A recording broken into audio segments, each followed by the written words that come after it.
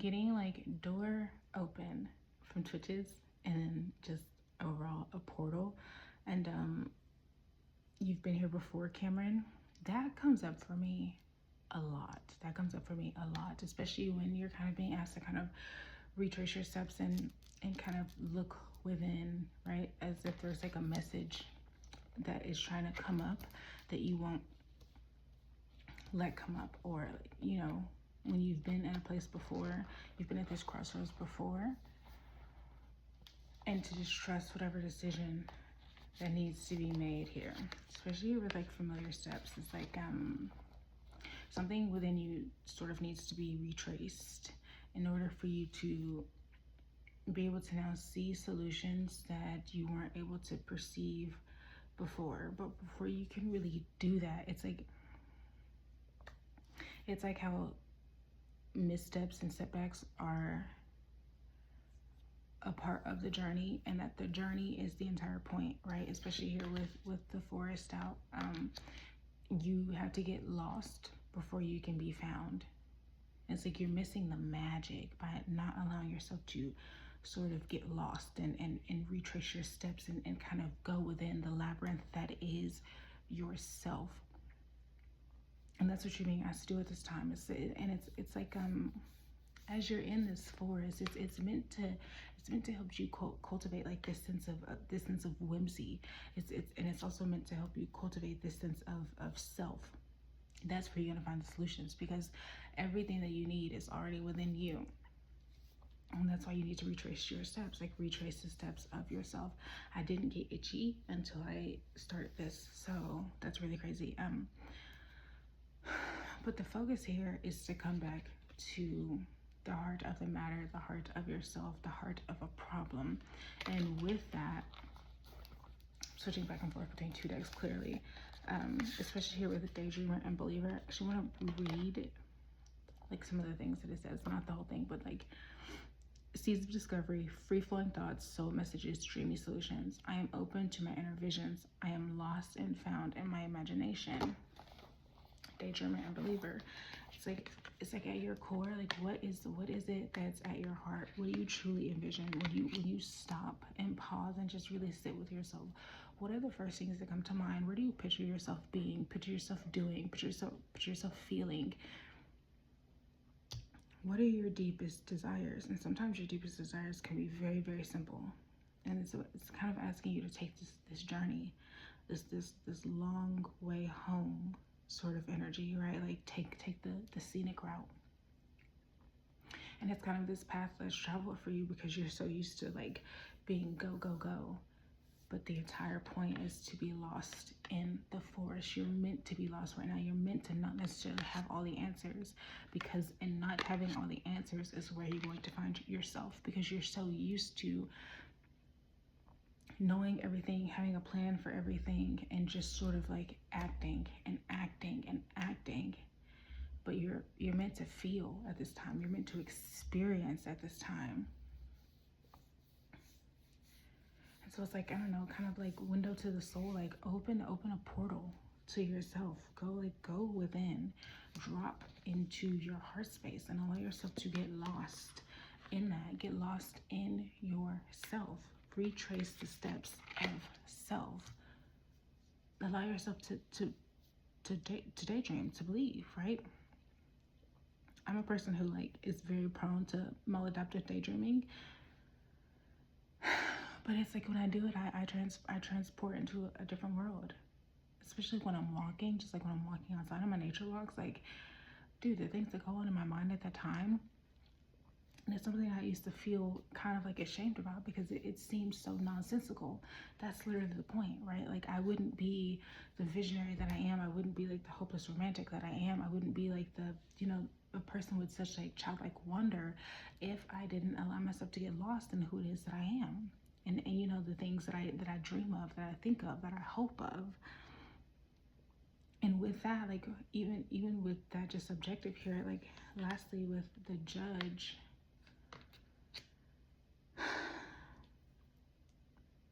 why are you so critical of yourself, right? And it's also understanding that like as a judge, as someone who's hypercritical of yourself, hyper hyper aware of who it is, what you think, and always kind of needing to. It's funny, this actually goes into I said this before with the other reading, this goes into a message I'm actually supposed to be giving, but I kind of need to like sit with that a little bit more before I can give like the full, like I can do the message justice, right? But it's like there's a time and a place for this judge. Your dreams, your heart space, what it is that you feel is not the place for the judge at all. And it's you learning the difference and you being able to sink into your heart space and get lost in yourself. You'll be able to understand that not everything needs to make sense as it pertains to self. You know, the things that you want, desire, think, and all those things, not all that has to make sense, and frankly, it's not your business.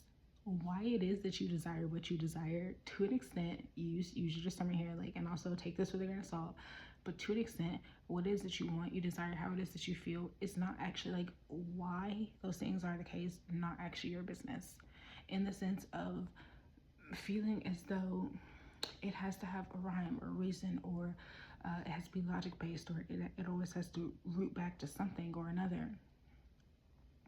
No, babe, sometimes you just like pink because you like pink, because it's cute, because it's the best color in the world. Do you know what I mean? Like, it's simple stuff. It's very, very simple stuff, and it really goes into, again, I won't even touch on this too much, but it goes into how we deny ourselves our sensuality, and how we deny ourselves pleasure, and how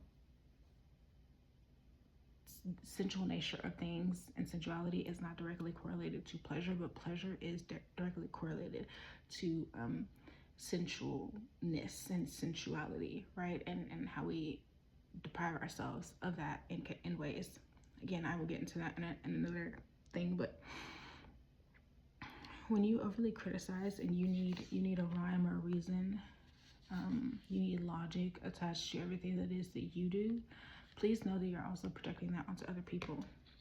Because if you're overly critical of yourself, how do you think it is that you're towards other people? Overly critical, harsh, judge, jury, executioner, right? And it can really cut people down. It can really keep people from feeling like they can get lost in their own selves, and to an extent that's their own thing, right? That's their own issue to work through. But also, I mean, it is very understandable that the way that we are perceived and received by other people can, to an extent, affect how it is that we, receive ourselves and accept ourselves and love ourselves. So if you stop trying to be this perfect thing, because that's what it is, a thing, because you're human and we're flawed, right? That's just what it is. So when you stop trying to be this perfect thing, you stop expecting other people to be this perfect thing. And it really kind of goes back into my previous message of the fact that you're not a robot. And you need to stop acting like a robot, because then you'll stop being treated like a robot, and you'll stop treating other people as if they're robots, right? How do you expect to align to what it is that you want to align to, when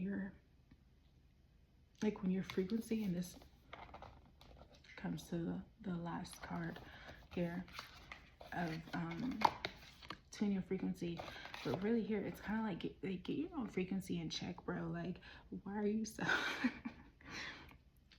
judgmental? For what reason? What does that do for you? And is it actually in alignment with who you are, or are you just, again, like, hating yourself because you've been taught to hate yourself, or you've been taught to be overly critical of yourself? And it's like, when are you going to decide to break the chains? When are you going to decide that it doesn't have to make sense that you are this nonsensical person? And I don't know, like, nonsensical has come up like 4 times in this reading. So the word nonsensical, the concept of being nonsensical, it's very, very important here. Not everything has to make sense to you. Everything has to make sense to other people. Does it feel good? Does it feel aligned with you? Does it feel like you're operating in your highest, truest, most authentic vibration and expression of self? Okay, then why does it need to be deeper than that? And this is coming from someone who, like, everything is actually that deep, bro. Everything is actually that deep. But sometimes the deepest that it is that it's what you want, it's what you need, it's it's just aligned with your highest good. And is that not the most important thing ever? Is that not the best explanation for something? It's literally aligned with your highest good. It's heart-based, it's heart-centered. You can never go wrong when you're operating from the heart. You can never go wrong when you're operating from the heart, because one way or another, either you be course corrected, or like you just know that even if you take the wrong path or whatever, and wrong path in quotations here because it's of the heart, there was something for you to learn there. There's something for you to experience there. So it doesn't have to make sense. Maybe you dropped out of grad school your last semester, not even your last semester, a month before you're supposed to graduate. I did that. Maybe you did that, and maybe everyone around you thought that you were batshit crazy. You were a month away from getting your master's degree, and here you are giving readings on TikTok and YouTube, and it is the most fulfilled you've ever felt in your life, and it doesn't make sense, but all you know is it's what you've always been called to. It doesn't make sense to leave. Again, taking me for example, like it does not make sense to leave not only a program, but like I don't really talk about this, but the things I walked away from when I walked away from grad school, I'm talking like an internship in Switzerland, like paid internship, but like it does not make sense. It does not make sense, and it doesn't have to, because that's what my heart needed. That's what my heart was like literally like screaming into the void for. And it took me kind of getting lost in that and getting lost in myself along that way to sort of come to that realization of, hey, this is not what I want. This is not aligned. And to stop judging why it wasn't aligned. It didn't need to make sense at the time. And trust me, it didn't make sense. It didn't make sense to me. It didn't make sense to my parents. It didn't make sense to the rest of my family. Like, it didn't make sense. So much so that I didn't really talk about it. And now I don't talk about it because it doesn't really matter. You know what I mean? Like, before it was like out of shame, and now it's just like, yeah, I mean, that was a part of my life. That's a part of my lore. But that's all it is lore. You know what I mean? It's like some stuff. And this could be the Sagittarius in me. I'm very Sagittarius dominant. This, again, you gotta do it for the plot sometimes, babe. Like, the heart wants what it wants, so like, do it for the plot. What do you have to lose? We're here in a floating rock in space. We're here literally to just experience life. And I'm not talking about the people who are wrapped up in their 9-to-5s and all of that. Like, and that's not to say that you need to go out and just be reckless and just do whatever it is, you know, with your life and be careless and this and that.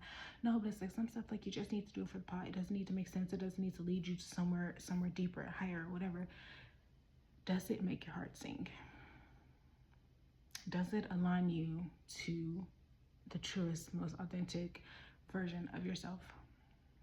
Is it a part of something you've always believed? Like, is it something your heart has always longed for?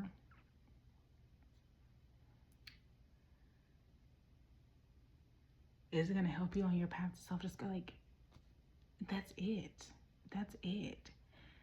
It is actually just that simple. It is that deep, and also like not at all that deep. And that is literally the point of life. It's like the human experience is so profound, so beautiful, so profound, so poetic that we exist in this time, in this space right now, specifically. Oh, sometimes when I talk about life, it really gets me emotional. That we exist like in this moment in time, like in and of itself is beautiful, and it's for a reason, right? But at the same time, we are just a speck in the, like, I don't know, like a timeline construct of the universe, of, you know, like just of life, right? Like, we're just one little speck, right? This little finite period of time that we're here on earth, that we're experiencing life in this meat suit. Like, it is so like that deep, and it's also not that deep at all, because the world keeps spinning, because life keeps turning, because the universe, you know, keeps going, because life will out. Just like how I said probably like a week ago or something, of how like we need the earth does not need us. Do you know what I mean? Like, and the universe does not need the earth. The solar system does not need the earth. The earth does need the solar system, this specific solar system that has a sun that allows us to be here, right? That produces the precise it's not specifications, but we're just going to use specifications. It's not that word at all, but whatever. To requirements, whatever, to like have life, right? A planet that has H2O, and like, you know, all those sorts of things. Like the sun is, it's like 12 o'clock at night. Okay, so not the most profound, but you get what I'm saying here. But it is also like, because we're so insignificant in the grand scheme of things, in the lifespan of Earth, and in what Earth does, and how Earth will go on without us, and the universe in turn in that way, and like the solar system and all that, like, because we're so insignificant when it comes to that, it is why this life is so profound, because it's like none of this shit fucking matters, bro, and we do not affect literally anything, and yet we're here and we're experiencing this. We get to experience life and nature and just in feeling and companionship and pain, like, you know, just all these things. And I did just go off on a tangent there, but whatever. Bringing you back to the center here, to the heart. That's all it is, right? It's like, did it light up your heart? Did it help you, right? So it's like, I don't know, to wrap it all up, to tie it up in a cute little bow. Stop judging yourself. You have no business judging yourself. And please also look at how you judging yourself inherently makes you judge other people, which kind of makes you then like an unsafe and untrustworthy person. And, you know, just allow yourself to get lost right now. Like right now, we're in a great shed, and it can feel like you're getting lost in this shed, right? And so much of this removal, this cleansing, of this deep like soul searching. And that's the entire point. The entire point is that you're supposed to get lost because you never knew who you were in the first place. And I just said this in the previous message, actually, of kind of building off a false confidence, right? A false sense of self. That's what this period has been for. That's the entire point of this. Like, up until this point, we've been operating off of illusion and delusion. And now it's time to get to the heart. But to get to the heart, you have to get lost. Just to find your heart, because your heart is this wild place.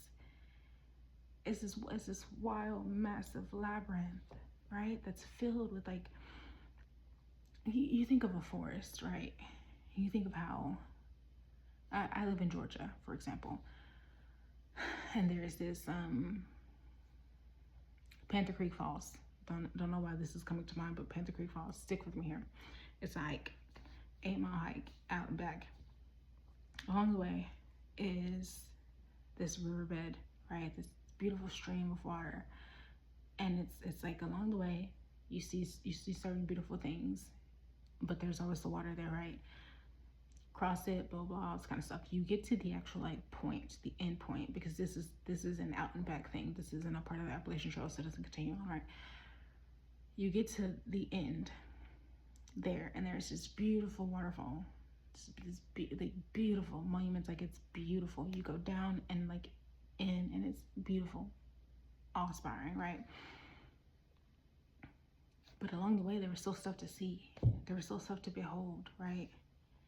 And it was never just about the waterfall at the end. It was about the journey along the way. It was about everything that you saw along the way.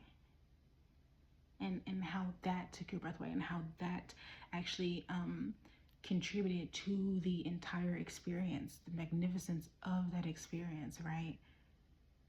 And not even just the waterfall. It's the hike. It's even on the way back, because specifically that hike, you go 4 miles, like 4 miles downhill, and then you have to come up 4 miles like uphill, and it's pretty fucking steep, and it's rough. but it's beautiful. It's an amazing hike, and it's so worth it. And part of that hard part of going back uphill after you've done all this work, like part of that is like it's part of the point. It's part of what makes it worth it. It's part of what makes that such a beautiful hike, such a popular hike, even though it's 8 miles. Like, it's beautiful. So I went off on a tangent there a couple times, but if you stuck around, I hope this message resonated with you. Anyway, I love y'all so much. Have a wonderful night. Bye.